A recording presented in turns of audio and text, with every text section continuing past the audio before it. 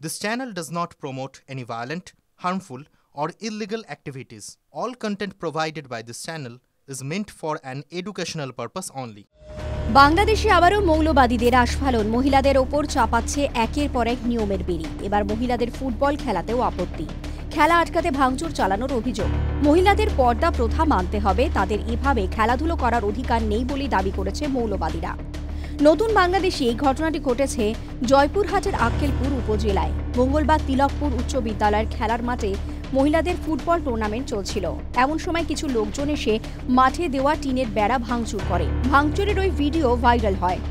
আক্কেলপুর থানার ওসি আনিসুর রহমান জানিয়েছেন, ভাঙচুরের ঘটনা ঘটলেও এ বিষয়ে কেউ এখনো অভিযোগ জানায়নি। স্থানীয় বাসিন্দাদের বক্তব্য, স্থানীয় একটি ক্লাবের উদ্যোগে বিগত 1.5 মাস ধরে মহিলা ফুটবল টুর্নামেন্ট চলছিল। খেলা দেখার জন্য টিকিটও ধার্য করা হয়েছিল। মঙ্গলবার ফাইনাল ম্যাচের আগেই প্রীতি ম্যাচ চলাকালীন হামলা চলে। একদল লোকজন মাঠে লাগানো টিনের বেড়া ভাঙচুর করে।